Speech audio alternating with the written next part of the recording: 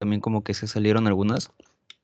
Bueno, es que hubo el cambio con los que están como que en lista de espera, los que tipo ya hicieron o ya tienen como tres faltas, yo les envío un mensajito diciéndoles que ya tienen tres faltas y que en todo caso tendría que hacerles el cambio, retirándolos del grupo, pero que de todas maneras pueden ver la repetición en el canal de YouTube. Y normal, o sea, a cada persona se le avisó y lo tomaron normal. Entonces, no es como que yo los haya votado directamente, a eso me refiero. Pero por si acá siempre notifico, ¿no? Que siempre se va a hacer este cambio. Cuando se cumple tres faltas, se hace por el cambio de los chicos que todavía siguen en lista de espera porque son un montón, es casi toda bueno, la mitad de su promo, o no sé si es todo su promo, ¿no? Pero así se va a hacer semanalmente desde ahora porque ya está viendo bastante control con respecto al esto de la lista. Ujú. Ahora sí empezamos. Ya, entonces, como les decía, esta semana toca lo que es manejo de hipertensión, ¿ya? Eh, con respecto al curso, ya saben, o la asesoría, mejor dicho, realizar siempre el pre y post test, comprendiendo la camarita, no faltar más de 3 veces si no se hace el cambio por los que están en lista de espera.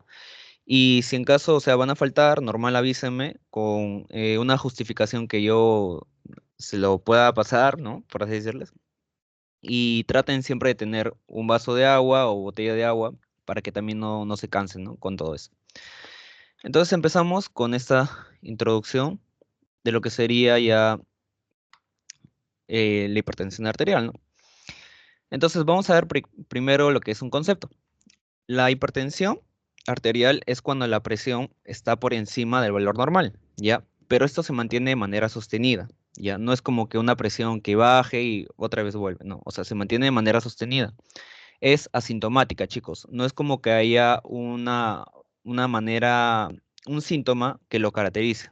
O sea, podemos encontrarlo como que ciertos patrones así, pero no es como que algo que sea netamente que caracteriza la presión arterial.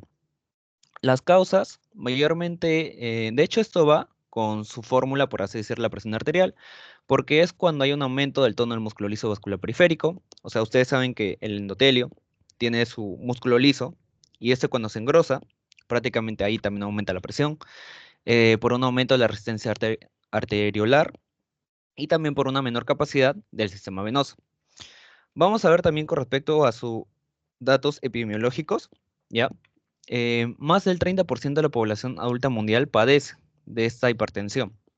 Es principal factor de riesgo para enfermedades cardiovasculares como el infarto agudo de miocardio, ACVs, insuficiencia renal crónica, insuficiencia cardíaca congénita y también demencias. Más del 90% de los pacientes presenta lo que es hipertensión esencial, ¿ya? Acuérdense de esta hipertensión esencial porque es prácticamente la que vamos a ver en esta clase, también llamada como primaria o también llamada como idiopática, ¿ya? Tiene esos tres tipos de nombre, esencial, primaria y idiopática. Y es mayor de 4 veces en los que son de raza negra. Los que son de mediana edad va a ser predominante que sufran de hipertensión arterial en varones y aumenta con respecto a la edad y si son obesos. Y hay otros factores, como por ejemplo los familiares. Quiere decir que nosotros padecemos de hipertensión, ya sea por factor genético, ambientales también, como el estrés, el aumento de sodio en la dieta, ¿no? Y también por tabaquismo, entre otros.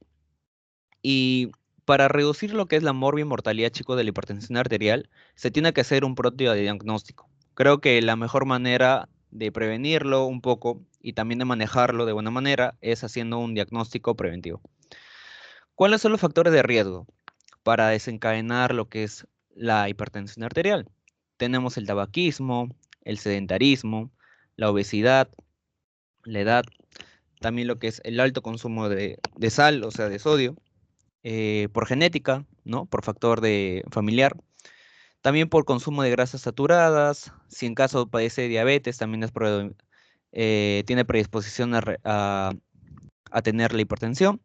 Y por el estrés. Entonces, más o menos acá les doy como una idea. que también ya lo hemos visto, ¿no? O sea, vemos bastante la hipertensión, entonces es algo que también lo podemos un poco recordar o deducir. En el caso de citología, ¿ya? Existen dos tipos, o son como que los más importantes. La primaria y la secundaria.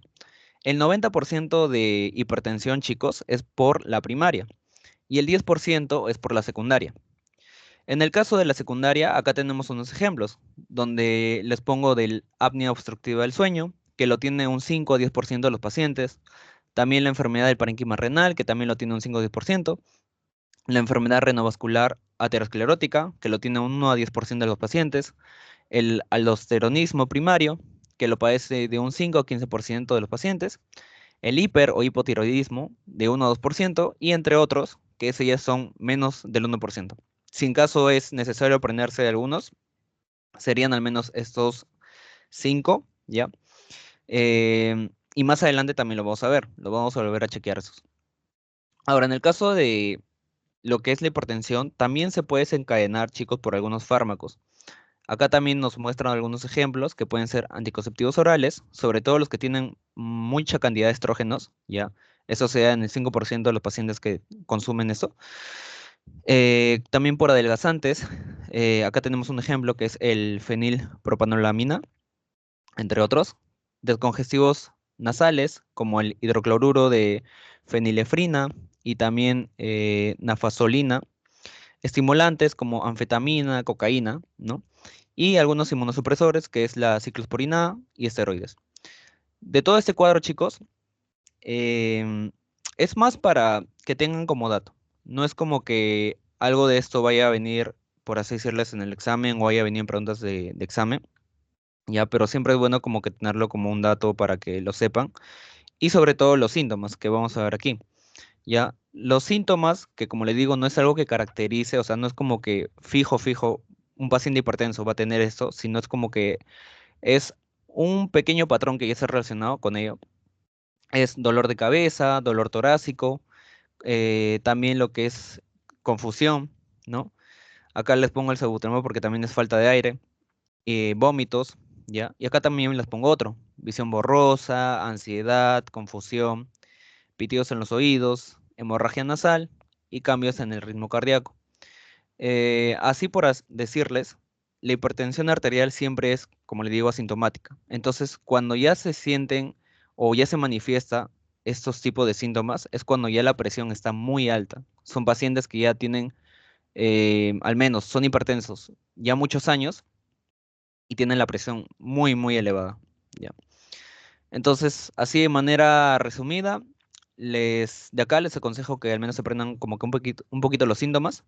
De etiologías, acuérdense, 90% primaria, 10% secundario. Les doy como que los 5 al menos principales.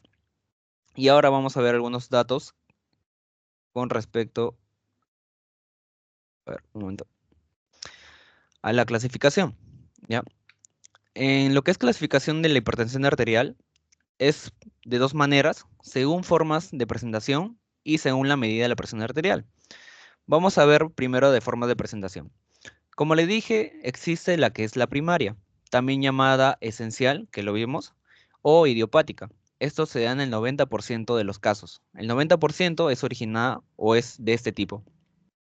Luego, tenemos la que es la resistente o pseudoresistente. Este se da de un 3 a un 13%. Tenemos la secundaria, que se da de un 5 a 10% de los pacientes. La gestacional, que se da un 4 a 11%. Y luego tenemos unos dos tipos que casi siempre nos lo han dicho cuando hemos llevado, por ejemplo, semiología, medicina 2, ¿no? Uno es la de bata blanca y la otra es enmascarada. Y creo que es con su nombre muy fácil de identificar cómo es este tipo. Usando estos dibujitos. La de bata blanca quiere decir que cuando el paciente se toma la presión arterial, es elevada cuando está en consulta, ¿ya? Y por eso se le llama como que de bata blanca, porque, por ejemplo, cuando uno está frente al doctor, ¿no? Que tenemos la bata blanca, es como que inmediatamente el paciente de alguna manera se pone nervioso o algo por el estilo y se le sube la presión. Y por eso se le llama de bata blanca. ¿Y qué pasa cuando vuelve a su casa? Mágicamente su presión arterial está normal. Entonces, de alguna manera, este es un tipo extraño porque solamente tiene la presión elevada cuando está en el hospital y tiene la presión normal cuando está en su casa. Luego tenemos el otro tipo, que es el enmascarado. Y aquí ocurre lo contrario, chicos. Quiere decir que cuando está en el hospital, su presión está normal, pero cuando está en su casa, su presión está elevada. Normalmente cuando uno está en la casa, y por ejemplo, no sé, si tenemos un esfigmo, un esfigmomanómetro, ¿no? En casa y le tomamos la presión a nuestro familiar, póngase que tiene la presión elevada. Y vamos a consulta y de la nada su presión está normal. Entonces por eso lo llaman enmascarada, ¿no? Porque por alguna manera no se puede detectar bien eso. Acá les coloco algunos datos de bata blanca, por ejemplo, que se da en más del 50% de ancianos. Este aumenta con la edad, es más en mujeres, en no fumadores y también en los que tienen hipertensión grado 1 y tienen mayor actividad adrenérgica, daño cardíaco y vascular sintomático y sobre todo hay riesgo de desarrollar lo que es diabetes mellitus tipo 2. ¿Ya? En el enmascarado se da, a diferencia del otro que es más en ancianos, este se da más en jóvenes, se da en varones, en fumadores, en alcohólicos, en pacientes que sufren de ansiedad, ¿ya? Y también aumenta más con respecto a la dislipidemia, disglucemia, daño orgánico inducido por hipertensión, diabetes mellitus 2 y también la hipertensión acá es persistente, ¿ya? No, y se le da en pacientes con hipertensión persistente, perdón, no es persistente. Entonces, esto con respecto a la forma de presentación. Ahora vamos a ver según la medida de presión arterial, ¿ya? Existen al menos dos tipos de clasificaciones que las dos sí o sí lo tienen que aprender, no solamente por el examen, sino porque de verdad es algo que preguntan siempre. Es una por la clasificación americana y la otra es una clasificación europea, ¿ya? Por su abreviatura también AHA, American Heart Association, que se actualizó en el 2017, ¿ya? Y la otra fue en el 2018. Entonces, ¿qué nos dicen los dos tipos de clasificaciones? ¿Ya? Tenemos tanto en la presión sistólica, en su presión diastólica, sus valores, cómo es para clasificarlo como normal, elevada, hipertensión grado 1, ¿no? Hipertensión arterial grado 2 y una crisis hipertensiva. En lo que es normal, la presión sistólica va a ser menor de 120, que es lo que cotidianamente sabemos, ¿no? Y siempre tengan en cuenta esto, ¿ya? Porque si es I, tiene que tener los dos, si es O, solamente alguno de los dos para clasificarlo como esto de acá. Y la presión diastólica tiene que ser menor a 80. En el caso de la elevada, la presión sistólica es de 120 a 129 y la diastólica es menor a 80. Ya cuando tenemos una presión de 130 a 139 en la sistólica, lo clasificamos como hipertensión arterial grado 1, ¿ya? Puede ser esto o que tengan la presión arterial diastólica de 80 a 89, ¿ya? Cualquiera de los dos valores ya lo catalogamos como grado 1. Grado 2, en la sistólica tiene que ser mayor o igual a 140 o en la diastólica tiene que ser mayor o igual a 90. Y una crisis hipertensiva tiene que ser mayor a 180 y acá puede ser o ambos o cualquiera de los dos para ser catalogado como crisis hipertensiva, que la diastólica sea mayor a 120. Ya, eso con respecto a la americana. En el caso de la europea, tenemos igual sistólica, diastólica, pero si se dan cuenta ya tiene más clasificaciones, ¿no? Es como que tiene más subtipos. Óptima, normal, normal alta, y acá tiene hasta 3 grados y hipertensión sistólica aislada, ¿no? Ya es como que un poco más diferente. Entonces, ocurre lo mismo. Si es óptima, tiene menor de 120 la sistólica, menor de 80 la diastólica. Normal se cataloga cuando tiene de 120 a 129, en diastólica 80-84. Y así, con cada uno, ¿no? Tal vez para no repetir como que cada uno de lo que pueden ver acá. Recuerden siempre estas dos, ¿ya? Es un dato que sí o sí lo tienen que saber, porque cuando les vengan los casos clínicos, tienen que saber identificar si tiene... no hay como una recomendación, chicos, de cuál se pueden guiar, pero al menos de los que siempre hemos aprendido, creo que sobre todo la americana. Creo que es como que la más nos guiamos, ¿ya? Pero si, como le digo, si pueden aprenderse los dos, mejor, sería mejor. Así de manera de resumen, como le digo, la clasificación según medida de presión arterial y la forma de presentación. Siempre recuerden que la primaria es la más importante. Y acá tenemos algunos ejemplos de o mejor dicho, cómo identificar el de bata blanca y el de mascarado. Ahora, veamos con respecto a su medición y el diagnóstico de presión arterial, ¿ya? ¿Cómo es que se mide la presión arterial y cómo es que podemos diagnosticarlo de alguna manera? Para medirlo hay que tener en cuenta ciertas recomendaciones, criterios y también realizarlo de la mejor manera, ¿ya? La presión arterial se toma en el consultorio, chicos, ¿ya? Usando un protocolo de medición estándar, ¿ya? Puede ser en el consultorio o si en caso ya lo manejas en casa, también se puede realizar en casa. Son tres medidas, ¿ya? Pero el promedio de las dos últimas es lo que más importa, es lo que más representa en sí, porque cuando tú tomas las tres medidas, de las dos últimas medidas, si de alguna manera tienen el mismo intervalo, no sé, por ejemplo, 140, 80 y el otro también 139, 90, esos son los más representativos y de ahí sacas cuál es su presión verdadera. Deben ser, en el caso del consultorio, ¿no? Deben ser dos visitas por separado dentro de las 4 semanas. La primera se toma en ambos brazos, ¿ya? Hay que tener en cuenta que si hay diferencia mayor de 15 a 20 mililitros de mercurio, quiere decir que el paciente podría tener riesgo a desarrollar o tener una aterosclerosis o tener un mayor riesgo cardiovascular, ¿ya? Y ya cuando se realiza la segunda toma, se hace en el brazo que tenía una lectura más alta de presión arterial, ¿ya? Eh, y en el caso, por ejemplo, de la presión arterial fuera de la oficina, lo llaman fuera de la oficina, fuera de el consultorio, también se podría decir, es mediante MAPA y AMPA, ¿ya? Que son dos maneras de tomar la presión, ya sea monitorizarlas o, o tomarlas como tal, que ahorita lo vamos a ver en el cuadrito de acá, ¿ya? Pero así, básicamente, o sea, siempre tengan en cuenta estas dos. Creo que la más importante es esta, que de las tres medidas, las dos últimas son la representación de cuánto debe tener el paciente. Y sí o sí deben realizarle tres, ¿ya? Si por ejemplo tú le realizas una, tú no puedes catalogar nada solamente con una medida. Tienes que realizarle tres, al menos para catalogar cuánto tiene su presión arterial. Y acá ya hay como algunos pasos de cómo se le toma en sí, ¿no? El paciente no debe conversar, debe apoyar el brazo a la altura del corazón, debemos colocar el manguito en el brazo sin ropa, usar un buen tamaño de manguito con respecto a su brazo, siempre eso es importante porque si no puede variar al menos los valores, si se le toma como que con un mango muy grande, ¿no? Debe estar con los pies apoyados, no cruzar las piernas, ¿no? Sentado. Y bueno, tener la vejiga vacía tal vez para que no haya el movimiento del paciente. Y debe estar con la espalda apoyada en la silla. Ya, esas son como las recomendaciones.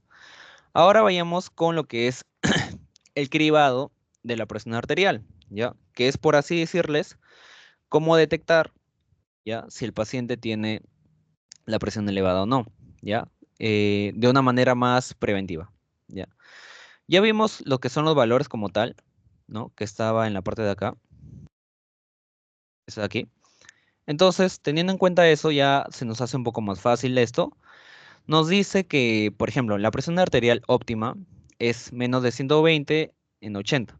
Entonces, cuando el paciente tiene esto, de alguna manera nos habla de cada cuánto debe realizarse un segundo chequeo para saber si puede tener la presión elevada o no, ¿no? Entonces nos dice, si un paciente tiene la presión arterial normal, ¿ya? La siguiente vez que se le va a realizar la presión arterial es al menos cada 5 años, ¿ya? Eso es como que el control que se le hace y se cataloga. Eso es con la presión arterial óptima. Ahora, si tiene normal, haciendo un rango de 120 a 129 la sistólica y de 80 a 84 la diastólica, la presión arterial debe medirse al menos cada 3 años, ¿ya? Ya va como que disminuyendo el tiempo.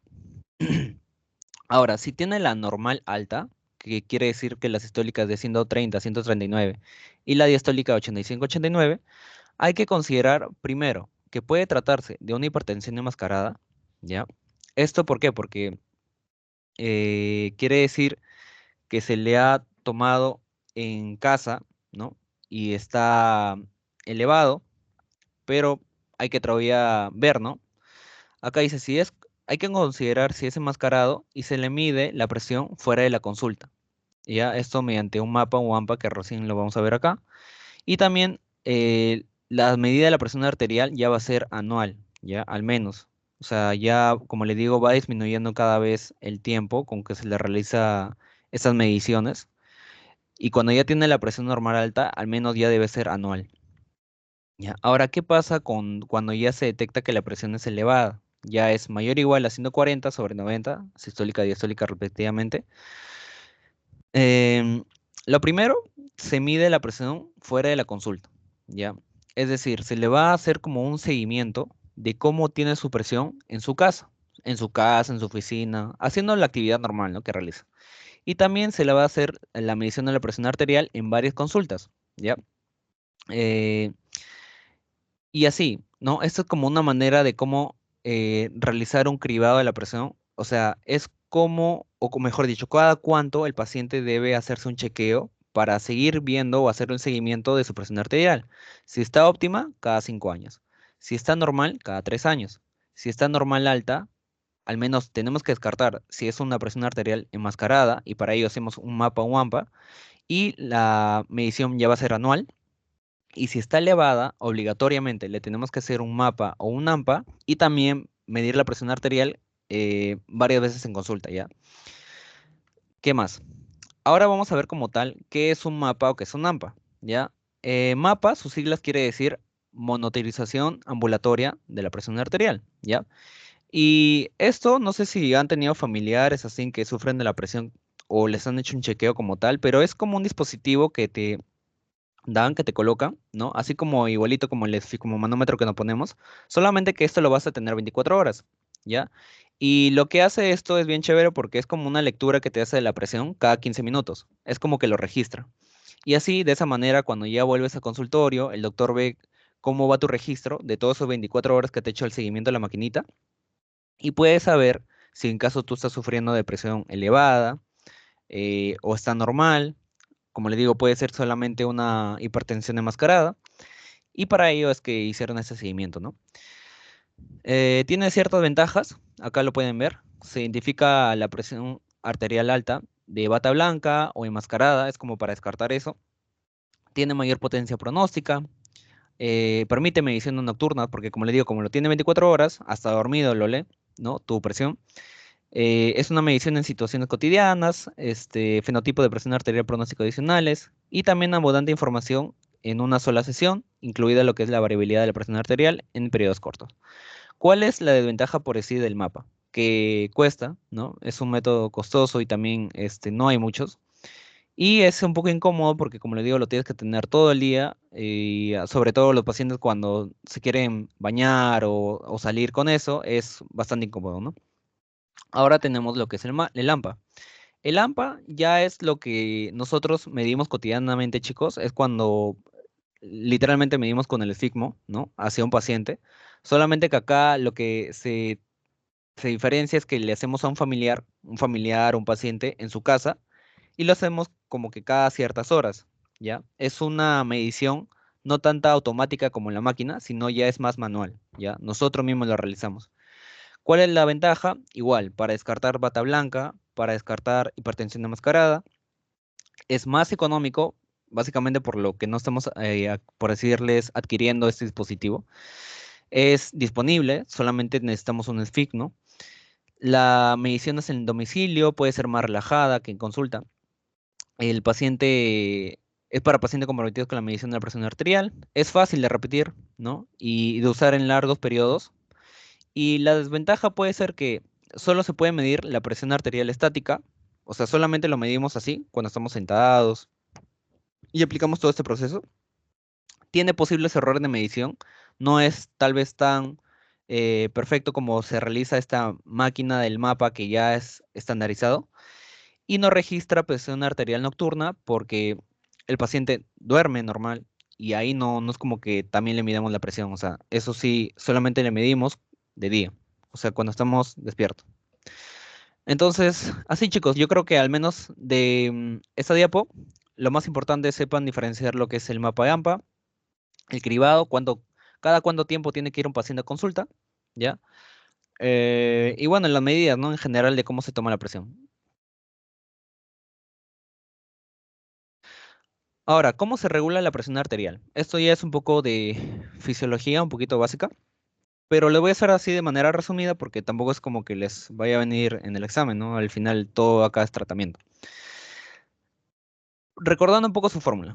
Presión arterial es igual al gasto cardíaco por la resistencia vascular periférica. ¿Ya? ¿Qué es el gasto cardíaco? Ya, gasto cardíaco, siempre recuerden chicos que es la frecuencia cardíaca. Siempre nosotros sabemos que lo normal es de 60 a 100, pero lo promediamos esto y se convierte en un dato de 70, ¿ya? Un 70 latidos por minuto. Y esto es multiplicado por el volumen latido, o mejor dicho, el volumen de sangre que va cuando uno eyecta sangre. ¿Ya? ¿Qué sería? El ventrículo izquierdo eyecta la sangre hacia todo nuestro organismo, que es en un promedio de 70 mililitros. Entonces, el gasto cardíaco en promedio es siempre, como dato, 5 litros, ¿no? Esto se multiplica por la resistencia vascular periférica, que, recordando un poco, depende del diámetro que tengan nuestras arteriolas, ¿ya? Ustedes saben que mientras más chico es el diámetro de la arteria, va a haber más, por así decirles, la sangre va a pasar, o sea, como que con más fuerza, ¿ya? Es porque se está construyendo y la presión aumenta, ¿ya? Si está más dilatado, la presión pasa con normalidad y es como que está relajado, no está habiendo una presión tan elevada como la hay normalmente. Ujú. Eso es con respecto un poco a la definición. Ahora, siempre tenemos en cuenta que la presión es regulada a corto plazo y a largo plazo, ¿ya? Y acá como para recordar un poco, a ver, voy a poner de la pluma. Lo que es a corto plazo, chicos, siempre recuerden de esto, del sistema nervioso, lo que sería el vegetativo. Vegetativo, autónomo, que es lo que vimos en la clase 2, ¿ya? Si ustedes se acuerdan, el vegetativo tiene dos muchachos, que es los que participan acá, ¿no? El simpático y el parasimpático. Y yo les dije que, de alguna manera, para recordarlos, siempre era bueno como que sí, asemejarlos con que este es el chico bueno, no, perdón, este es el chico rebelde, ¿ya? Y este es el chico bueno, el chico tranquilo, ¿ya? Este va a querer todo así de manera alocada y este va a querer todo así de manera tranquila, no es como que quiera problemas. Entonces, cuando hablamos de la presión arterial elevada, siempre vamos a referirnos a a la- a lo que es el simpático, porque el simpático es el que eleva la presión. En cambio, el parasimpático es el que baja la presión de alguna manera, ¿no? Porque como le digo, no quiere problemas. Este es el que sube la presión arterial y este es el que baja la presión arterial, ¿ya?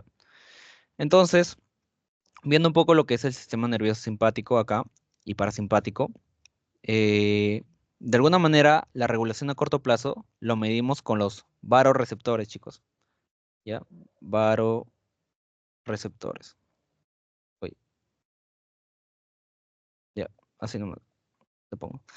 ¿Ya? Estos son, como dice su nombre, receptores, pero que van a captar de alguna manera ese cambio de lo que es la presión arterial.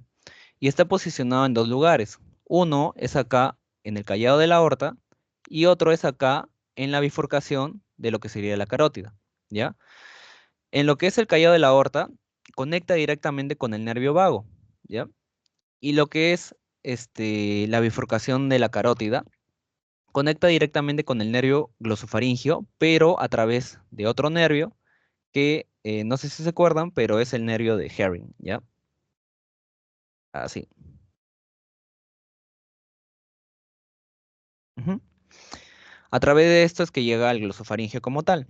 Y estos dos, tanto el vago como el glosofaringio, ya llegan al centro que va a controlar toda la presión arterial, que es el centro vasomotor de la presión, ¿ya? Este está a la altura del bulbo, ¿no? Del tronco encéfalo y es básicamente el que nos indica al cerebro si tiene que subir la presión o si tiene que bajar la presión, ¿ya?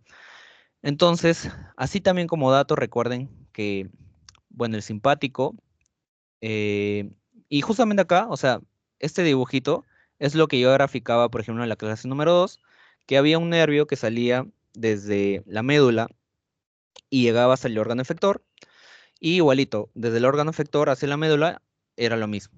Entonces, básicamente esto es lo que grafica este tipo de dibujo. De alguna manera, este nervio está saliendo y va a llegar hacia el corazón. igual hacia una arteria, igual hacia la vena, ¿no? Para controlar ya lo que sería la presión arterial, ¿ya? Entonces, de esa manera, básicamente es que se controla lo que sería la presión a corto plazo, ¿ya? Recuerden siempre que más, cuando se habla de presión arterial, se habla del simpático. Nunca olviden que el simpático tiene dos neurotransmisores que son sus dos aliadas, así como que de manera de repaso de la semana 2, que es la adrenalina y noradrenalina. Y el parasimpático tiene también bueno, su aliada, porque es una más representativa, que es la acetilcolina. Entonces, si queremos subir la presión, hablaríamos que se va a activar lo que es adrenalina y noradrenalina, y si queremos bajar la presión, hablaríamos que se va a activar lo que es acetilcolina, ¿no? Así de manera un poquito de repaso. Y luego tenemos la de largo plazo, que ya está controlada más por este órgano de acá, que es el riñón, ¿ya? Y básicamente acá lo que se maneja, chicos, o el sistema que se va a encargar de controlar la presión, es el sistema renina-angiotensina-aldosterona, que también ya todos lo conocemos, pero así un poquito de manera de repaso. Siempre cuando llega como que la sangre hacia el riñón y sobre todo por acá por la aferente, acá tenemos unas células que se llaman las yuxtaglomerulares. Estas, cuando hay una presión baja, porque está llegando sangre y detecta que es una presión baja, las yuxtaglomerulares liberan, ¿ya? Lo que es la renina, este de aquí. Y la renina se va a dirigir hacia acá, hacia el hígado. El hígado prácticamente libera esta sustancia que es angiotensinógeno. La renina va a actuar sobre el angiotensinógeno y lo convierte en angiotensina 1. Luego, esta angiotensina 1 viaja hacia el pulmón, ¿ya? Y acá va a haber una enzima, ¿ya? Que se llama la enzima convertidora de angiotensina. Y así como dato, recuerden que siempre está en lo que son los capilares pulmonares, ¿ya? Y esta va a actuar sobre la angiotensina 1 para convertirla en angiotensina 2. A partir de acá, siempre recuerden angiotensina 2, chicos, porque acá es donde ya vamos a ver lo que es el tratamiento como tal, angiotensina 2. Y ese tiene una última conversión porque se va a dirigir hacia la glándula suprarrenal y va a hacer que la corteza ya produzca lo que es aldosterona, que finalmente es terminando todo este sistema y la aldosterona va a permitir que haya una retención de sal para que aumente la presión, ¿no? Entonces, básicamente es este esquema. Pero siempre tengan en cuenta al menos estos dos, angiotensina 2 y aldosterona, chicos, porque el tratamiento es actuando sobre estos tipos de sustancias, sobre estos niveles, cuando se crea la angiotensina y cuando se crea la aldosterona. Sobre estos dos va actuando, inhibiéndolos o dependiendo de lo que queramos hacer, ¿no? Entonces sigamos con el otro. Ya. Ahora, tenemos recomendación del tratamiento. Así como pequeño tip, chicos, de lo que es este tema, muy aparte de conocer cómo es el tratamiento como tal de la presión, tienen que saber bastante las recomendaciones. Va a haber recomendaciones en pacientes mayores, en embarazadas, en pacientes de raza negra y ¿qué más? Creo que hay uno más, no sé si me olvido, pero las recomendaciones, chicos, sí o sí vienen en el examen, ¿ya? Ha sido preguntas de examen, siempre se repiten. No, no es como que se repita la recomendación, siempre preguntan variado, pero como les digo, siempre es algo que ya viene eh, o el profesor le gusta tomar, ¿no? Siempre. Así como también pequeño dato, el profesor cuando coloca sus diapos, que van a ser sus cuadros y lo que yo también he hecho, siempre al menos enmarca unos en específico, ¿ya? Los que yo he marcado es lo que al menos el doctor enmarcó en ese tiempo, ¿ya? No sé si siempre son los mismos, pero así como que les doy de dato que todo lo que enmarca el doctor casi siempre viene en el examen, hablando de lo que son recomendaciones, ¿ya? Entonces, siempre a todo lo que enmarque el doctor, atentos o apréndanselo sí o sí. Pero de todas maneras, si pueden leer todo el cuadro, porque no les digo que se lo aprendan, simplemente que lo entiendan, ¿ya? Yo creo que va a ser bueno para que estén preparados si en caso el doctor simplemente quiere engañarlos diciéndoles que viene esto y tal vez no viene. Pero ese es un pequeño tip que les doy, ¿no? Ya, entonces, recomendación de tratamiento. Acá hablamos así como que en general, ¿ya? ¿Cuándo se inicia un tratamiento farmacológico antidepresivos? Es en personas con diagnósticos de la hipertensión arterial sistólica, no, perdón, de la que tiene hipertensión arterial, ¿ya? Y en el caso de la sistólica es mayor de 140 y la diastólica es mayor de 90, ¿ya? También en personas con enfermedades cerebrovasculares y que la presión arterial sistólica está entre 130 y 139, y en personas sin enfermedad cerebrovascular, pero con alto riesgo cardiovascular, también diabetes mellitus, enfermedad renal crónica, y que la sistólica está entre 130 a 139. Eso es como que así de manera general, a quienes se les da. ¿Cuál es el tratamiento inicial? Dice que se tiene que elegir tiazidas y agentes similares a las tiazidas. También yecas, aras y bloqueadores de los canales de calcio, ¿ya?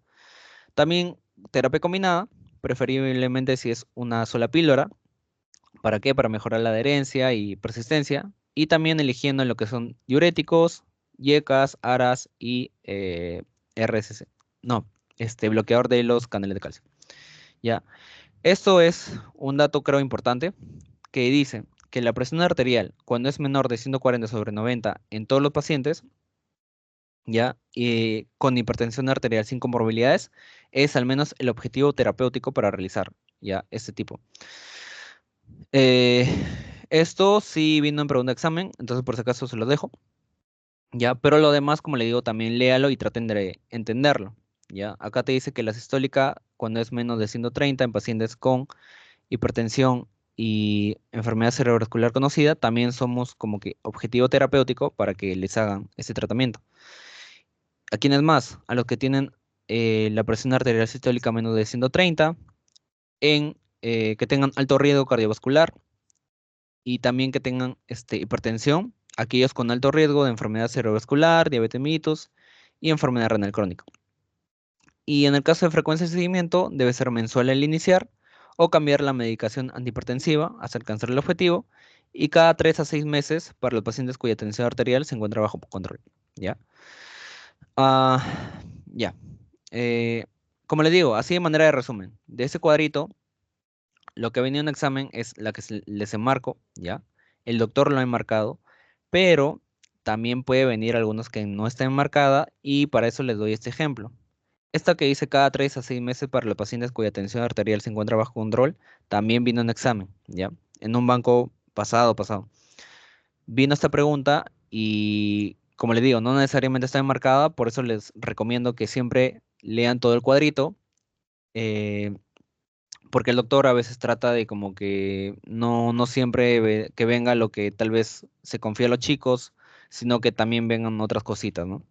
Y por eso también yo siempre recomiendo que se lean todo, no se lo aprendan como tal, siempre tratan de como que de entenderlo un poco, relacionarlo con algunas cosas y así ya se les hace un poco más fácil. ¿Qué más? Acá también te da como unas recomendaciones. Por ejemplo, ¿no? Dice, si la presión arterial es normal, o sea, la sistólica es 120 a 129 y la diastólica es 80 a 84, y tiene o puede tener mayor o igual de 3 factores de riesgo, que tenga también síndrome metabólico o que tenga diabetes, solamente se le hace modificación de hábitos de vida, ¿ya? No se hace todavía lo que es farmacoterapia inmediata, ¿ya chicos? O sea, nuevamente, si la presión arterial es normal con estos valores, ¿ya? E incluso si en caso tienen como que estos 3 factores de riesgo, ya puede tener factores de riesgo, perdón, en general, síndrome metabólico o diabetes, pero teniendo en cuenta que tiene esta presión, solamente se le hace una modificación de los hábitos de vida, ¿ya? ¿Y a qué me refiero? Por ejemplo, si le viene un caso clínico y les dice que este paciente tiene esta presión, ¿ya? Y les dice qué medida terapéutica tomarías, ¿ya?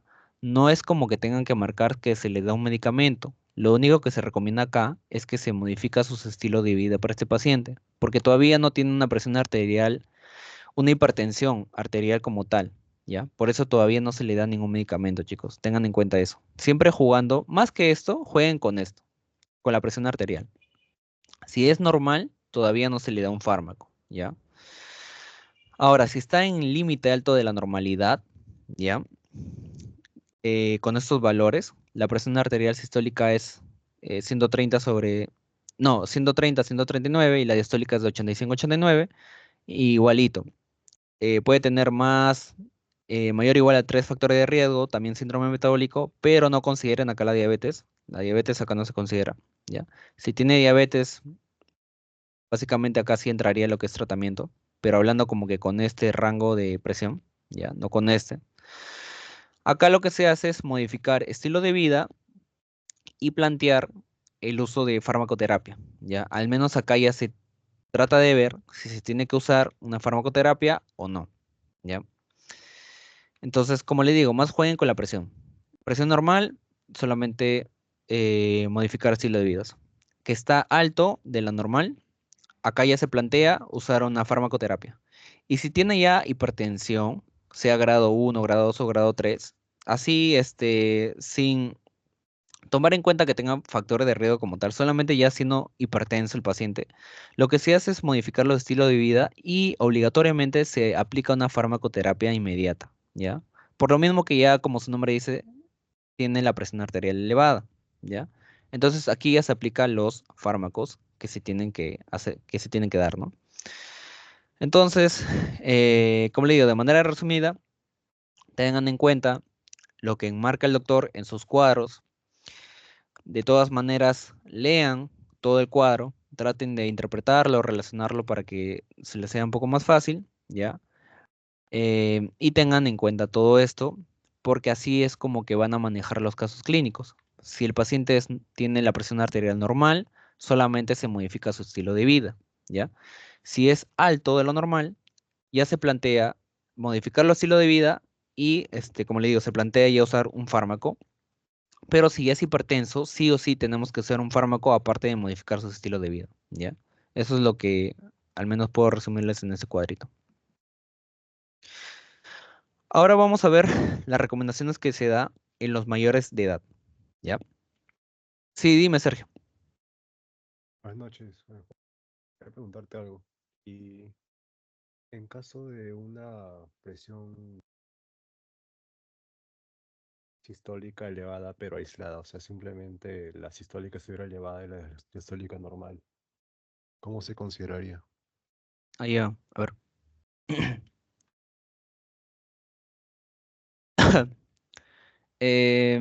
A ver, si en caso la sistólica está elevada, ¿te refieres en qué rangos, por ejemplo? ¿De acá de 130 a 139? O, Claro.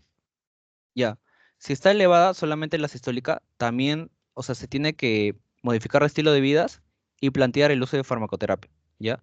O sea, esto de acá puede ser tanto la sistólica, solamente elevada la sistólica o solamente elevada la diastólica. Eso es como que para dejarles en claro, ¿no? No es como que tenga que estar elevado los dos, ¿ya? No tiene que estar elevado necesariamente la sistólica y la diastólica. Solamente estando elevado una de las dos, ¿ya? Es como que ya tienes que plantear que se modifican los estilos de vida y que hay que, o al menos se plantea, usar algún fármaco como tal, ¿ya? Creo que de todas maneras, Sergio, más adelante hay un cuadro que habla solamente de la sistólica elevada para tal vez aclarar un poco o mejorar un poco más la idea. Pero eso es como que con respecto así, con ese cuadrito, lo que puedo tratar así también de deducir, que no tienen que estar obligatoriamente elevadas las dos, sea sistólica y diastólica, solamente que esté elevada una, ¿ya? La sistólica elevada o la diastólica elevada, ya se considera esto de acá. Ujú. Que gracias, Juan. Ya, gracias Sergio por la pregunta. Ya chicos, entonces vamos a ver ahora con respecto a mayores de edad, así como también un poquito de contexto, ya el doctor no solamente acá habla de los que son mayores netamente, o sea, mayores de 80 años, sino también habla como que el objetivo que hay por rangos de edad. A ver, volviendo un poco a la diapo anterior, ya, para también decirles. Esto de aquí, chicos, o sea, lo que es como que el objetivo terapéutico, que acá la presión arterial es de menor de 140 sobre 90 en todos los pacientes con hipertensión sin comorbilidad, es que se refiere a pacientes en general. No está hablando acá como que un rango de edad, ¿ya? Por así decirles. Pero acá ya sí se habla de un rango de edad como tal. para que lo tengan en cuenta. ¿Ya? ¿Cuál es el objetivo? Si hay paciente, ¿ya? Si es un paciente de 18 a 64 años, al menos hasta cuánto se debe bajar la presión, ¿ya? A eso es lo que nos referimos. Si es un paciente de 18 a 64, la presión al menos debe estar, o debemos bajarlo, menor de 130 sobre 80, ¿ya? Milímetros de mercurio. Si es un paciente de 65 a 79, tenemos que bajar la presión a menos de 140 sobre 80, y si el fármaco es bien tolerado, ya podemos bajarle hasta 130 sobre 80, ¿ya?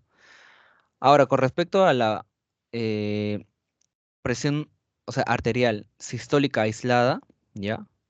Acá la presión arterial sistólica tenemos que bajarle en 140 sobre 140 y en un rango de hasta 150. Y si el fármaco es bien tolerado, lo podemos bajar hasta 130 sobre, no, 130 a 139, pero tenemos que tener cuidado o precaución que si la diastólica ya es menor a 70, no tenemos que bajarle hasta este rango, ¿ya? Lo recomendable es esto, 140 sobre 100, 140 a 150, siempre digo sobre, 140 a 150. Pero si en caso la diastólica ya es menos de 70, no podemos bajarle este rango. Aunque el fármaco sea bien tolerado o así, no es recomendable, ¿ya? Porque básicamente lo que le vamos a causar al paciente es una hipotensión, ¿ya? Y en el caso de mayores de 80 años, acá la presión sistólica ya tenemos que bajarle en 140, eh, de 140 a 150, y la diastólica tiene que ser menor a 80, ¿ya? Si es bien tolerado, igual la sistólica en 130 a 139, o mejor dicho, teniendo en cuenta que la diastólica no debe ser menor a 70, ¿ya? Esos son como que los objetivos que hay por edad en eh, en estos pacientes, ¿no? Así igualito resumen. De 18 a 64, la presión tiene que ser menor a 130 sobre 80. En 65 a 79, la presión arterial tiene que ser menor a 140 sobre 80. Si es bien tolerado, 130 sobre 80. Si hay pacientes con hipertensión sistólica aislada, la presión arterial sistólica debemos bajarle 140 a 150. Si es bien tolerado el fármaco, podemos bajarle hasta 130 a 139, pero si ya la diastólica es menor a 70, no podemos bajarle ese rango. ¿Ya? Lo mismo ocurre acá, ya en mayores de 80 años, la presión arterial sistólica ya debe estar en 140 a 150, y la diastólica tiene que estar menor a 80. Y si es bien tolerado el fármaco, la sistólica tiene que estar o puede estar de 130 a 139, teniendo en cuenta, como le digo, la diastólica que no debe estar en 70, sino vamos a causarle una hipotensión en el paciente. Ujú. Ahora sí, ¿cuáles son las recomendaciones en el mayor de edad? Entre lo más importantes, chicos, el doctor enmarcó estos dos, donde indica que para los pacientes mayores con hipertensión y buena forma física, ¿no? Incluso mayores de 80 años, se recomienda el tratamiento farmacológico antihipertensivo e intervenciones en el estilo de vida cuando la sistólica sea mayor o igual a 160 milímetros de mercurio. Y la otra es que no se recomienda la retirada del tratamiento farmacológico antihipertensivo con base en la edad, incluso para pacientes que alcancen edades mayor o igual a 80 años, siempre que el tratamiento se tolere bien, ¿ya? Al menos eso es lo que marcó el doctor. Am, Así de datos que recuerdo de exámenes pasados, creo que de acá no, creo que no vino así como que ninguna del cuadro, chicos. Así que puede ser como que ojo con eso. No recuerdo que haya venido así como que en el examen, alguno de estos dos. Entonces puede venirles. Sería como que con mayor razón de que puedan leer este cuadrito. De todas maneras, lean todo el cuadrito, porque como les digo, puede venir cualquiera, pero casi siempre el doctor trata de lo que marca, lo trata de poner en el examen, ¿no? Pero también a veces juega, como le digo, que no todo lo que marca bien. Ya, eso es lo que le puedo tratar de sugerir de la recomendación de mayor de edad. ¿Qué más? Ahora vamos con respecto a los de raza negra. Ya. Eh, Acá en este cuadro de raza negra, todos estos cuadritos, chicos, es de una guía, ¿ya? De una guía clínica para la hipertensión, ¿ya? Igual se los dejé en la bibliografía, si en caso quieran revisarlo, ¿ya? Y de este cuadro más habla como que en general, de distintos grupos étnicos. Creo que el único que habla así como que raza negra como tal son estos dos, ¿ya? Pero el doctor enmarcó más este. Creo que este es el más importante, chicos. Ha sido pregunta de examen, donde te indica que para los pacientes de raza negra, el tratamiento antihipertensivo inicial debe incluir un diurético o un bloqueador de canales de calcio, ¿ya? Y debe estar en combinación o con un bloqueador del sistema renina-angiotensina, ¿ya? Ahorita vamos a ver cómo es en sí la combinación de fármacos. Tal vez ustedes todavía no entienden mucho con qué debo iniciar, qué debo darle primero al paciente, ahorita lo vamos a ver, pero siempre como le digo, tengan en cuenta cada recomendación que se le da porque puede venirles en el examen, ¿ya? Y acá yo lo que resalto es que raza negra al menos se le debe dar diuréticos o un bloqueador de los canales de calcio, ¿ya? Tengan en cuenta esos dos datos, ¿ya? Y ya para así complementar un poco, en los de raza negra también se recomienda iniciar el tratamiento con una combinación de dos fármacos, ¿ya? Sí o sí se tiene que dar una combinación de dos fármacos, normalmente en una única píldora y para la mayoría de los pacientes de raza negra. Y este no, ya no, este habla más en general de grupos étnicos, por eso es que no lo menciono, ¿ya? Entonces, así de manera general, este es el más importante, que nos dice que para los de raza negra, sí o sí tenemos que darle o un diurético o un bloqueador de canales de calcio, ¿ya? Como para la combinación, ¿ya? No es como que tengan que combinar estos dos, chicos, o sea, no se confundan como que tenemos que combinar un diurético y un bloqueador canal de calcio. No, lo que trata de decir acá es que el primer fármaco que le damos, el primer antihipertensivo, lo vamos a combinar o con este, ¿ya? Y sí o sí debemos dar una combinación. Sí o sí tenemos que darle dos fármacos. ¿Ya? Ahora, pacientes embarazadas. ¿Ya? En el caso de pacientes embarazadas que tienen la presión alta, sea en 5%, de 5 a 10% de las embarazadas, ya es causa de mortalidad materna, fetal, neonatal. La hipertensión leve en embarazadas se puede catalogar en un rango de 140 a 159 sobre 90 a 109 mililitros de mercurio. Ya cuando es grave, podemos decir que tenga mayor o igual a 160 sobre 110. ¿Ya?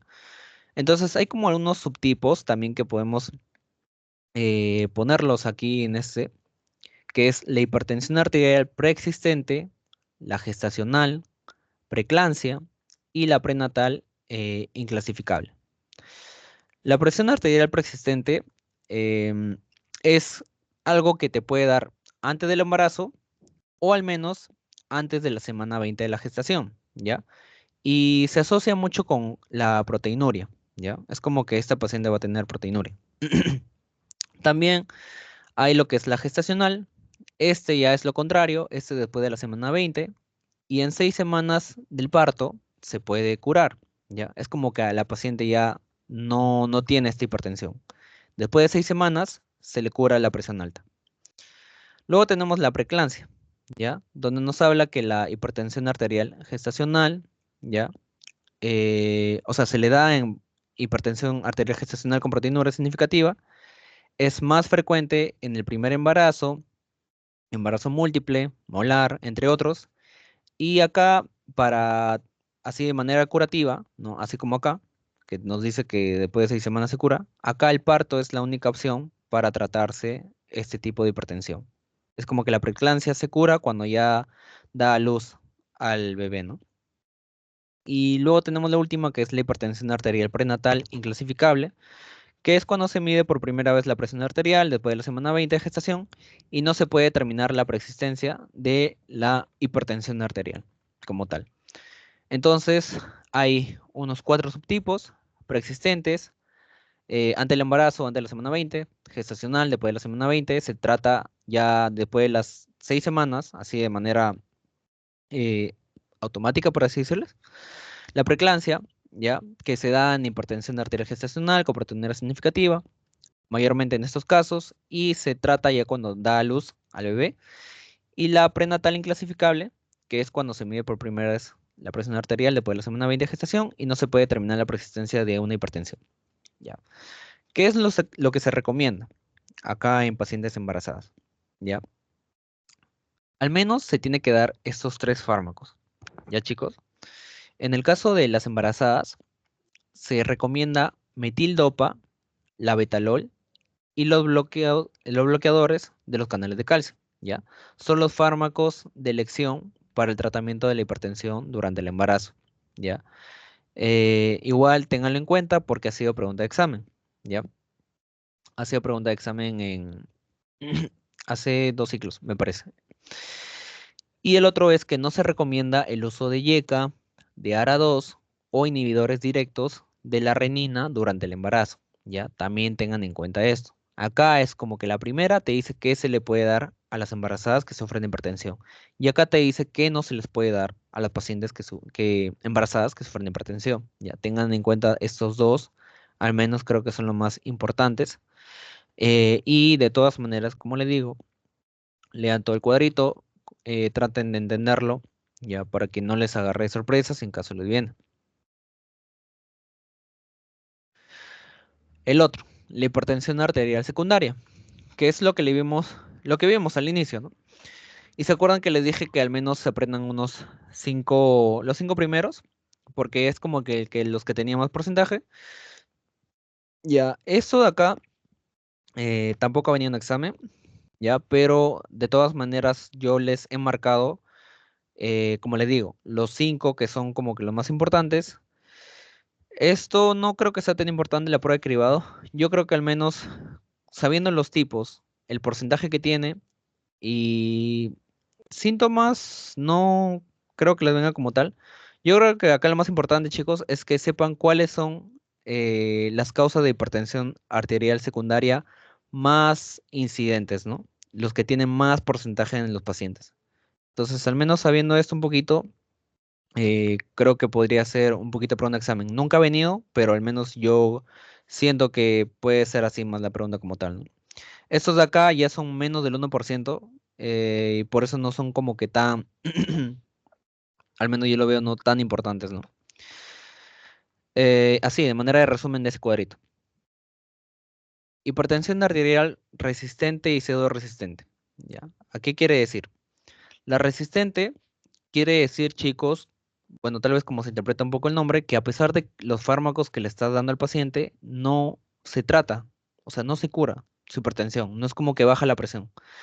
Justamente dice acá, pues, ¿no? A pesar de los tratamientos, 3 sobre todo como que son los más importantes, no se logra mejorar la presión arterial en el paciente. Se da en menos de 10% de los pacientes, y acá te dice como que así de manera de resumen de qué consiste, no logra reducir las cifras de presión arterial sistólica menos de 140 o la diastólica menos de 90, y cuando el control inadecuado se confirma mediante el mapa o el AMPA, que también lo vimos, en pacientes que han cumplido con modificaciones en el estilo de vida y tratamiento farmacológico óptimo o con las máximas dosis toleradas de 3 o más fármacos. ¿Ya? Entre ellos ponen todos estos de acá. Y además se debe descartar la presencia de lo que es una pseudo resistencia, que es lo de acá, y causas secundarias, que es lo que vimos hace un ratito, ¿no? O sea, quiere decir que si decimos que es un paciente eh, con hipertensión arterial resistente, ¿ya? Tenemos que tener cuidado que también puede ser pseudo resistente o de causa secundaria, ¿ya? Porque es como que esos tipos, también dándoles un montón de fármacos, no se tratan, ¿ya? Y ahorita vamos a ver el pseudo resistente. ¿Qué quiere decir el pseudo resistente? ¿Ya?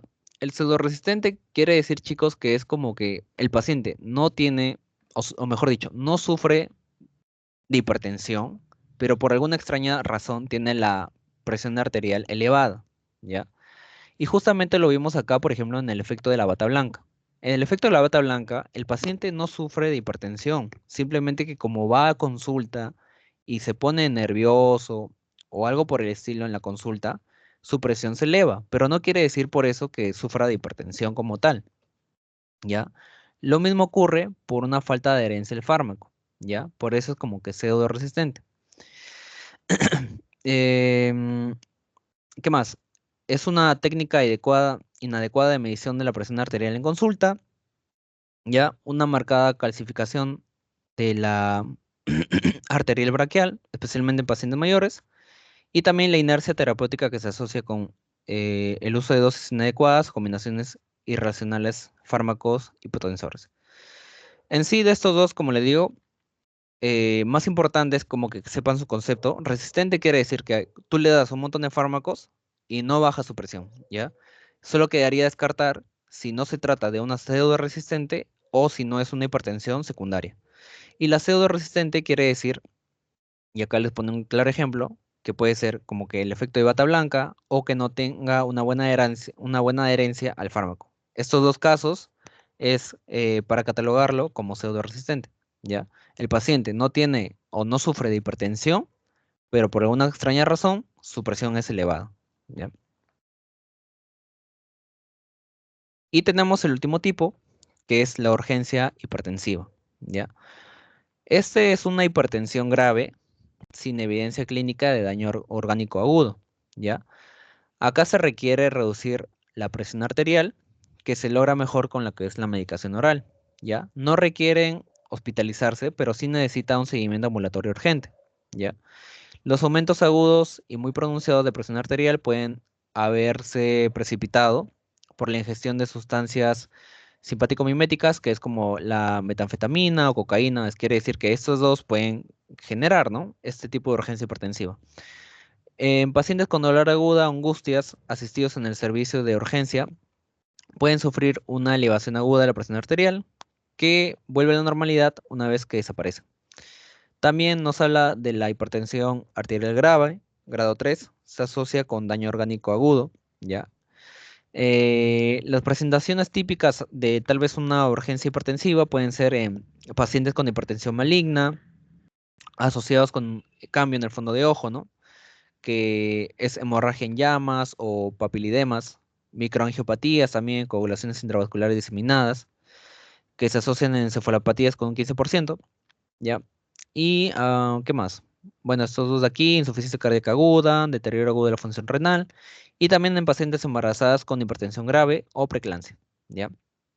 De todo esto, yo creo que lo más importante que deben saber, chicos, es em, que la urgencia hipertensiva es una hipertensión grave sin evidencia clínica de daño orgánico agudo, al menos todavía no hay una evidencia, ¿ya? Puede ser eh, por la ingesta de metanfetamina o cocaína, pero también hay unas presentaciones clínicas de que te hablan, ¿no?, el por qué se origina esto, ¿ya? ¿Y qué más?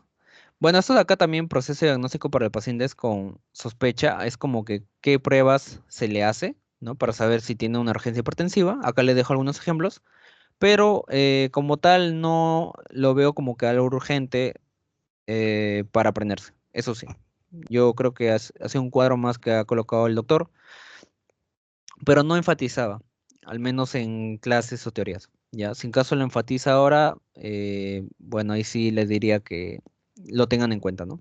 Pero como tal, no, nunca lo he visto, al menos en exámenes. Ahora vamos a pasar ya a lo que serían los fármacos y cómo se combinan los fármacos, ¿ya? Y este cuadrito también ténganlo en cuenta, chicos, porque sí también ha venido un examen, ¿ya? ¿Cuál es la estrategia para una combinación de fármacos? ¿Ya? Al menos lo resaltado. Se recomienda el tratamiento combinado para la mayoría de los pacientes como tratamiento inicial, ¿ya? Las combinaciones preferidas deben incluir un bloqueador del sistema renina-angiotensina, sea un YECA o un ARA2, más lo que sería un bloqueador del canal de calcio o un diurético, ¿ya? Pueden emplearse otras combinaciones de las 5 principales clases. Las clases son estas de acá. El otro que nos dice es que se recomienda combinar los beta bloqueadores con cualquier fármaco de las 5 clases principales cuando haya una indicación específica, ¿ya? Ya sea una angina, un infarto de miocardio reciente o una insuficiencia cardíaca o para el control de la frecuencia cardíaca, ¿ya? Y también nos dice que se recomienda iniciar el tratamiento antihipertensivo con una combinación de 2 fármacos, preferiblemente en una sola pastilla, y las excepciones son los pacientes mayores o pacientes, mejor dicho, de bajo riesgo y hipertensión de grado 1, ¿ya? especialmente si la presión arterial sistólica es menos de 150. Eh, como les digo, chicos, esto de acá, sí, apréndanselo. Ha venido un examen, ya. Creo que al menos el que viene a examen es este de aquí, ya este último. Siempre traten de leerlo completo porque a veces uno dice, no, creo que lo más importante es la primera línea o así, pero créanme que a veces obviando una línea ya después se puede lamentar mucho. Entonces siempre traten de leerlo completo, entenderlo sobre todo. Y como les digo, ya el doctor siempre trata de tomar lo que enmarca un poco, pero no, no, como le digo, no pierden nada. También como que leyendo los demás, ¿no? Lo que no está enmarcado y entenderlo, tal vez para que no les agarre frío en caso viene el examen. Este de aquí, ya, es como eh, un organigrama para decirle cómo es la combinación de fármacos como tal, ¿ya? La roja quiere decir que no debemos combinarlo para nada. Nunca debemos combinar, chicos, lo que son los inhibidores del sistema de renina-angiotensina. Quiere decir un YK y un ARA2, ¿ya? ¿Por qué? Porque ambos tienen un efecto muy potente, que de por sí ya lo entendemos que es inhibir el sistema renina-angiotensina. Entonces no podemos como que combinar fármacos tan potentes como tal, porque si no crearíamos efectos adversos en el paciente, ¿ya? Entonces nunca combinemos estos dos. Pero sí, estos dos, por separado, va a ser el inicio de la combinación. ¿A qué me refiero? No podemos combinar estos dos, pero el YECA podemos combinarlo con un tiacida, con un antagonista de calcio, ¿ya? Y con otros grupos así. Pero los que salen en morado, chicos, morado o azul, por así decirlos, son como que hay un efecto potente, ¿ya? Es un efecto potente para darle a estos pacientes que sufren de hipertensión. Y los que salen así ya en como más en rayitas, podemos combinarlo, pero no van a tener un efecto tan potente como los que tenemos como, por ejemplo, un YECA con un tiacida, con un antagonista de calcio, o un ARA2 con un tiacida, con un antagonista de calcio, ¿no? A eso se refiere. Pero nunca, como le digo, nunca combinen un YECA y un ARA2, ¿ya? Esa es la principal recomendación, ¿ya? Incluso creo que acá nos dicen, no se recomienda la combinación de dos bloqueadores del sistema renina-angiotensina. Esa es otra recomendación como tal. Ya. Ahora, combinación de fármacos. ¿Cómo en sí es que se inicia o cómo sabemos qué debemos darle al paciente? ¿Ya? A ver, primero tenemos que tener en cuenta su presión. ¿Ya? Acá nos dice, bueno, pueden ignorar un poquito eso de un comprimido y dos comprimidos. Quiere decir la pastilla que se le da, ¿no? Más guíense en estos, esto de aquí y esto de aquí y estos dos azules. ¿Ya? El tratamiento inicial es una combinación. ¿Ya? Prácticamente lo que hemos dicho. Vamos a juntar dos fármacos. ¿Con qué se inicia? Primero siempre se inicia, chicos, con un inhibidor del sistema de renina-angiotensina. Podemos iniciar con un YECA o con un ARA2, ¿ya? Al final vamos a ver qué conviene darle primero, o un YECA o un ARA2. Depende mucho del tipo de paciente que sea, eh, pero también hay más predisposición de usar uno más que el otro, ¿ya? Entonces, se puede iniciar con un YECA o un ARA2. Siempre, siempre va a ser así, ¿ya? Cuando vean un caso clínico, siempre busquen o un YECA o un ARA2, porque eso va a ser como que lo primero que tengan que usar. Y después, ¿qué se le va a dar? Se le puede dar un bloqueador de los canales de calcio o se le puede dar un diurético, ¿ya? En el caso de este tratamiento inicial. Ahora, ¿cómo sabemos que se le debe dar un tratamiento inicial a este paciente? ¿Ya? Se considera la monoterapia para la hipertensión arterial de grado 1, ¿ya? Que es como que la presión sistólica está menos de 150, y riesgo bajo o para pacientes ancianos, mayor o igual a 80 años o frágiles. Quiere decir que en estos pacientes, por ejemplo, ¿no? Nos habla de una monoterapia, ¿ya? Eh, y dice que acá la presión arterial sistólica debe estar menos de 150 para darle esto, o debe estar en riesgo bajo, o también que sean pacientes ancianos o frágiles, ¿ya? Después, ya sin caso, vemos que es un paciente que es mayor que esto, o sea, su presión arterial ya es más de 150, ¿ya? O no es un paciente anciano o hay bastante riesgo. Se le da igual, comenzando con un YECA o un ARA2, y acá ya se da como que un igual bloqueador del canal de calcio más un diurético como tal, ¿ya? Acá, por ejemplo, era una opción, o dar bloqueador del canal de calcio o dar un diurético, pero acá se da los dos, ¿ya? El bloqueador del canal de calcio y también se le da el diurético. Es la combinación triple, ya sin caso no es este tipo de pacientes, sino ya es otros tipos, e incluso su presión es más elevada, ¿no? Como tal. Y acá nos habla también de un tercer paso, que es la combinación triple más espironolactona u otro fármaco, que acá ya más es para realizar en este tipo de pacientes, en la presión, perdón, en la hipertensión arterial resistente, ¿ya? Acá sí se añade lo que es una espironolactona u otro diurético, también un bloqueador alfa o bloqueador beta. Y acá nos dice la dosis de espironolactona.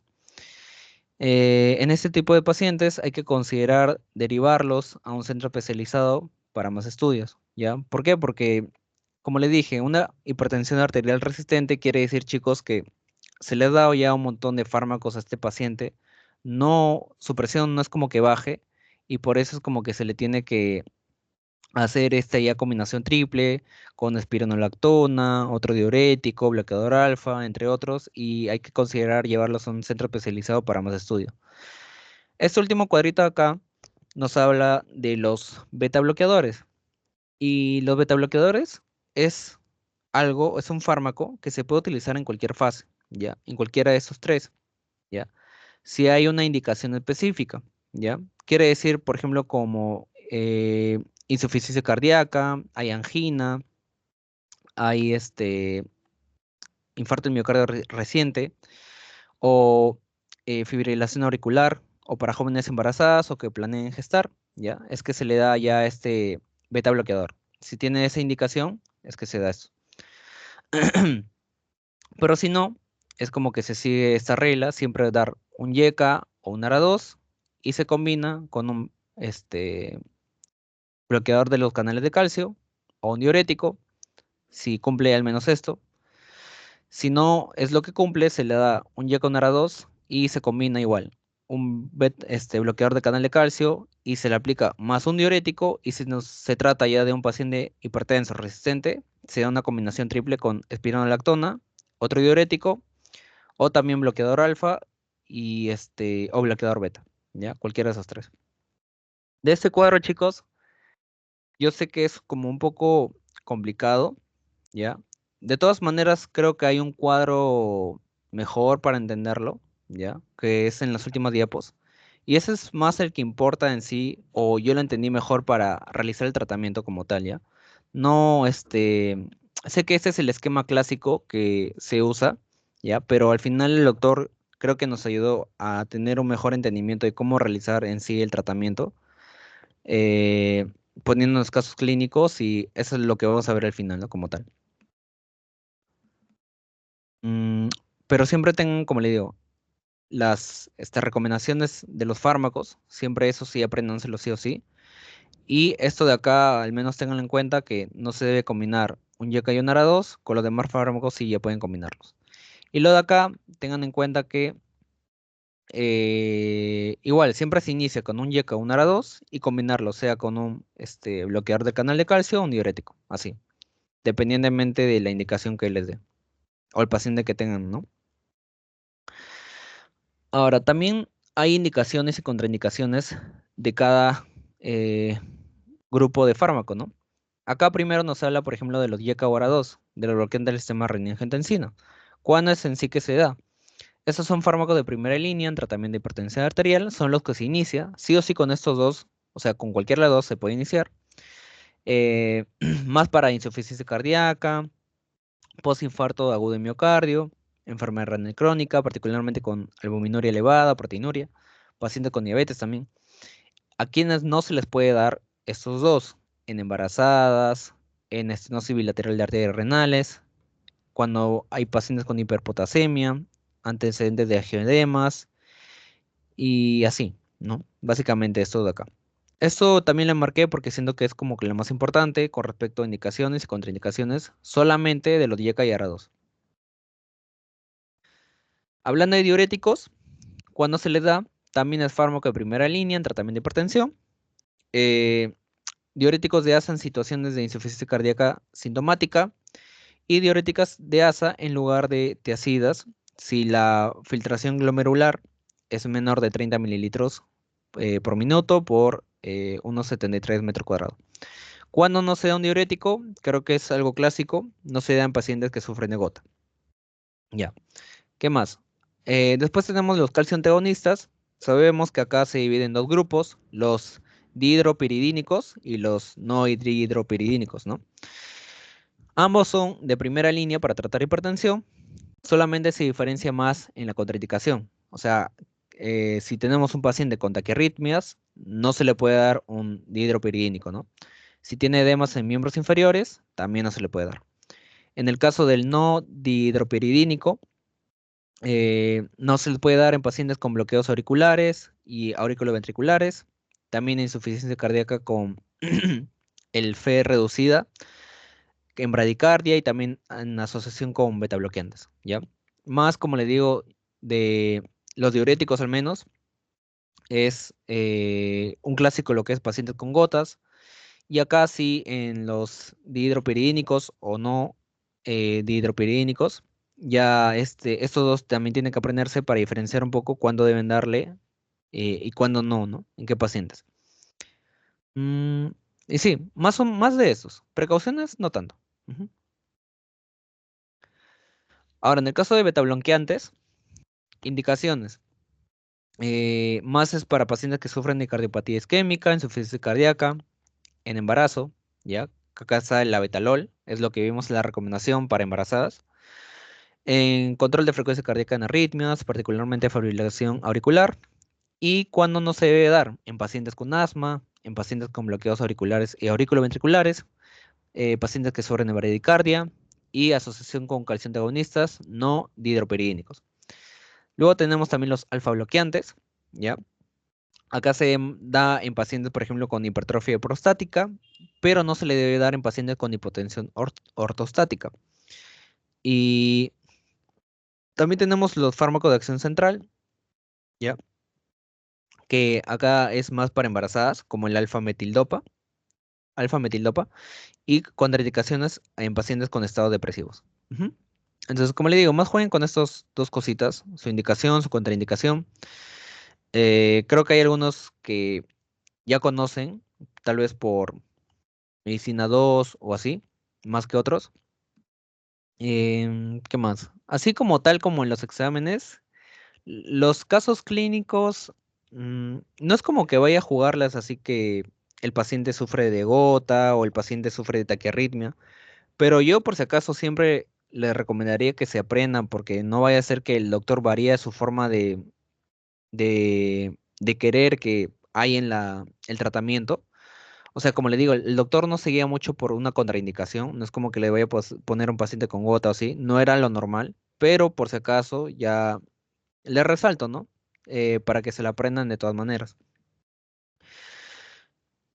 Y este es como que el último, que este sí es con lo que más juega el doctor para ya lo que son los casos clínicos como tal, ¿ya?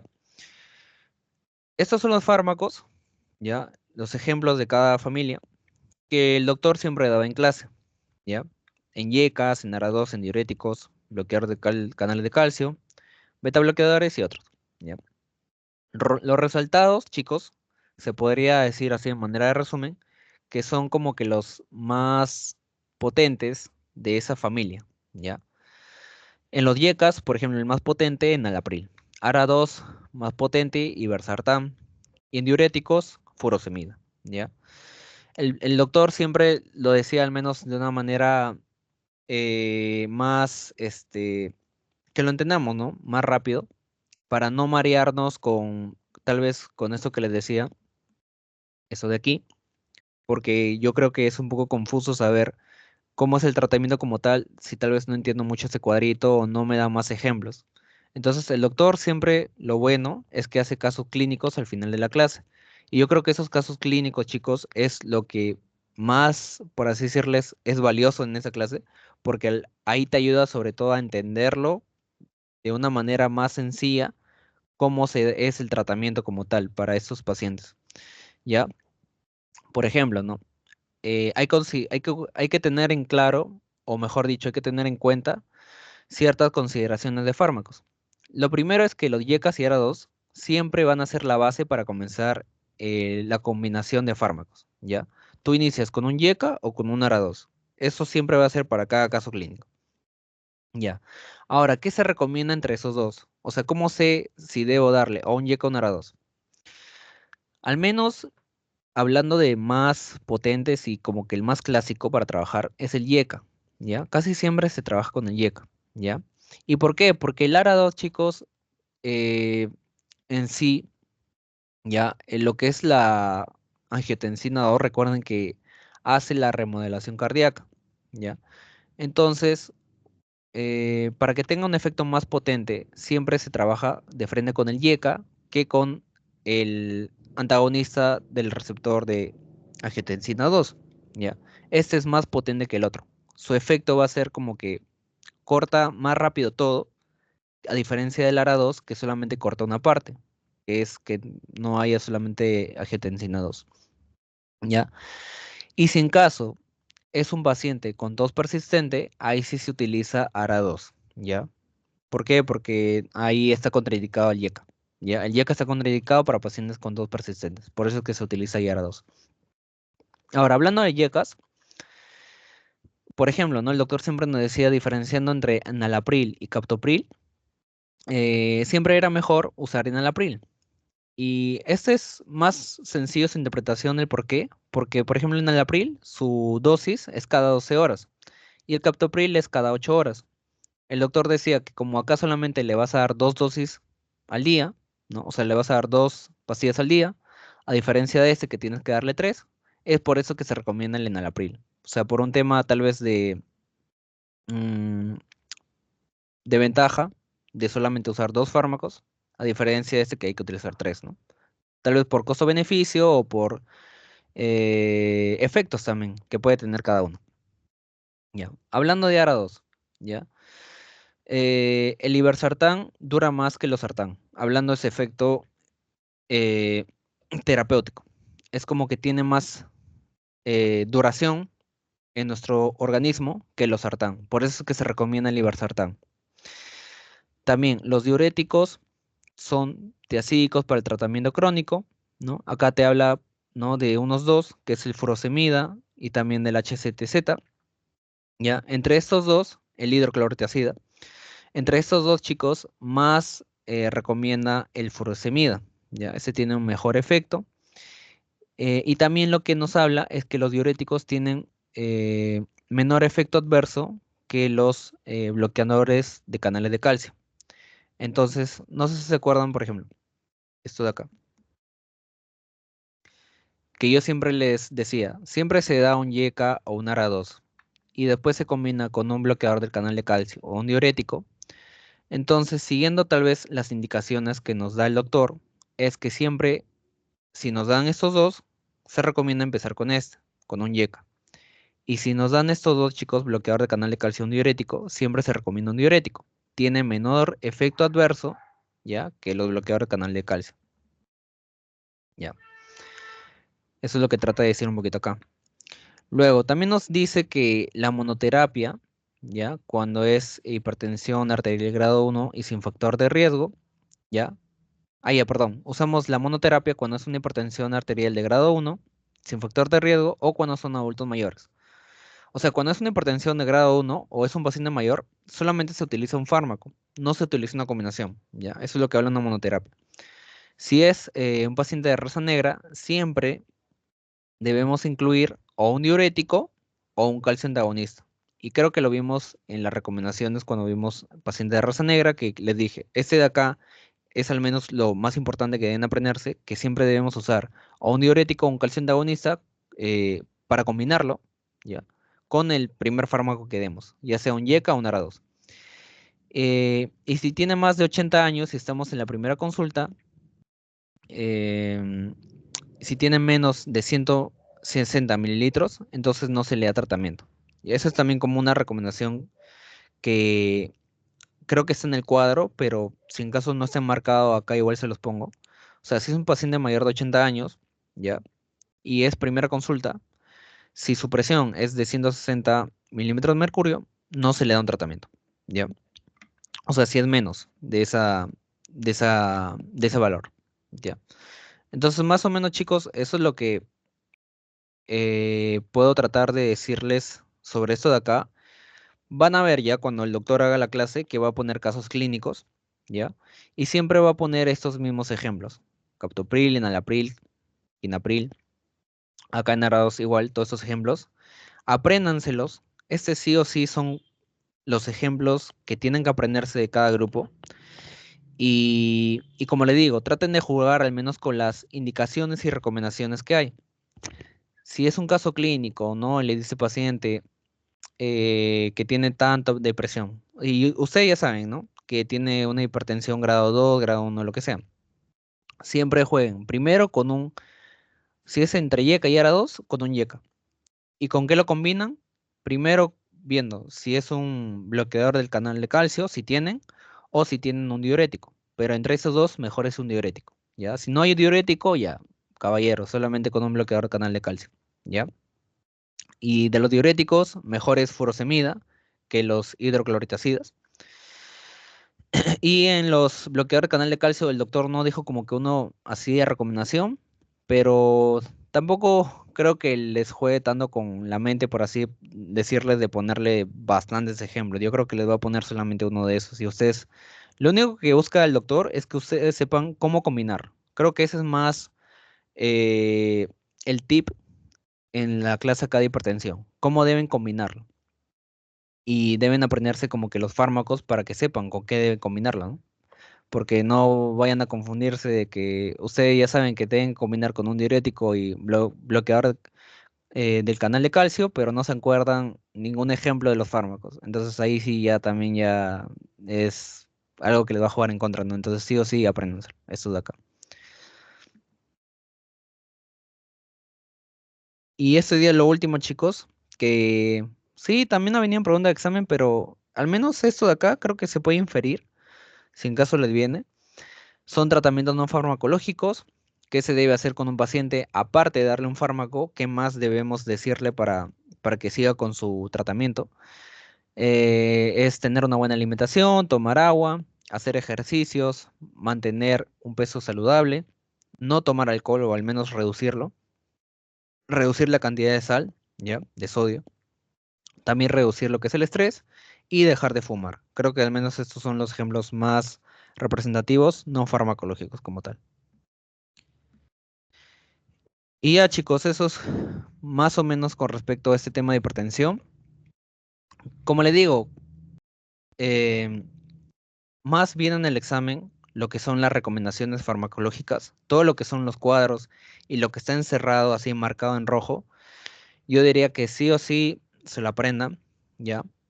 La otro tipo de preguntas ya va a ser casos clínicos, donde el paciente, perdón, donde el doctor les ponga el caso clínico y les diga, ¿no? ¿Qué le darías a este paciente? Recuerden que la combinación de fármacos ya es cuando el paciente tiene la presión arterial elevada, ¿ya? No es como que en todos los casos se da una combinación. Recuerden, en adultos mayores no se da una combinación de fármacos. Y creo que al menos en hipertensión grado 1, creo que tampoco se da una combinación. Entonces, lean cada recomendación para que sepan cuándo se da una combinación de fármacos y cuándo no. ¿Ya? Pero si ven que se debe dar, o sea, si ustedes leen el caso clínico y tiene una hipertensión grado 2 y tú dices, ah, ya, fijo, sí debo darle una combinación, ya saben, primero un YECA o un ARA2, ¿ya? Dependiendo de cómo tengan ahí. No sé, por ejemplo, les da en las alternativas, tienes un captopril y también tienes un iversartán. Entonces, ah, uy, ¿con qué debo empezar? Entonces ven el segundo fármaco, ¿ya? Siempre recuerden que el segundo fármaco debe ser o un diurético o un bloqueador del canal de calcio, ¿ya? Tal vez no, ninguna alternativa tiene un bloqueador de canal de calcio y solamente uno tiene un diurético, un furosemida. Entonces, sí o sí, el examen van a tener como que ir descartando de acuerdo a la combinación. Solamente tienen que saber todos estos fármacos de acá, o al menos creo que eso es lo más representativo. No sé si el doctor expandirá más fármacos, pero como le digo, estos son los más representativos.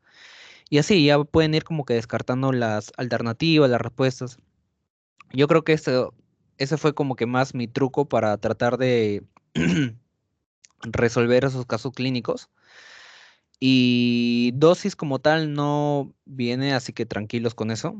Pero sí, más las preguntas van a ir como que con respecto a esto, con respecto a las recomendaciones y conceptos tal vez de los tipos, secundaria, enmascarada, así. No sé si vendrá, pero por si acaso también como que traten de recordarlo un poquito, ¿ya? Entonces eso es con respecto a esta semana, chicos. No sé si hasta ahí tienen alguna consultita. Traté de hacerlo así como que tal vez no tan esquematizado como las clases anteriores, ya, pero quise utilizar los cuadros así para que no es que como son bastantes cuadros, sí se me complica un poco como que realizar cada cuadrito así de manera particular. Y ya, y por eso como que pegué de frente el cuadrito para solamente enmarcarlo, ¿no? Y hacerlo como lo hizo el doctor. Pero no sé si hasta ahí tienen alguna duda, alguna consulta extra así.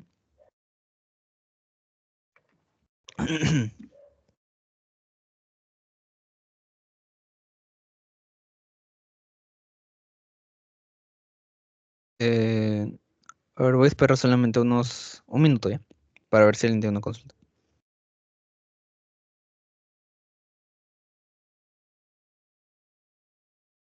Mm,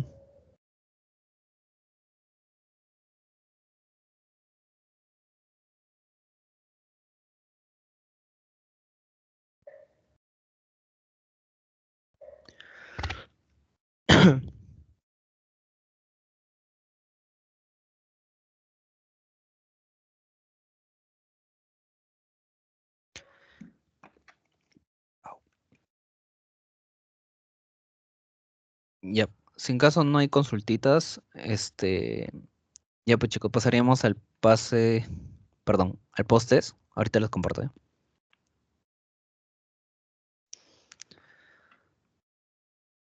A ver un momento.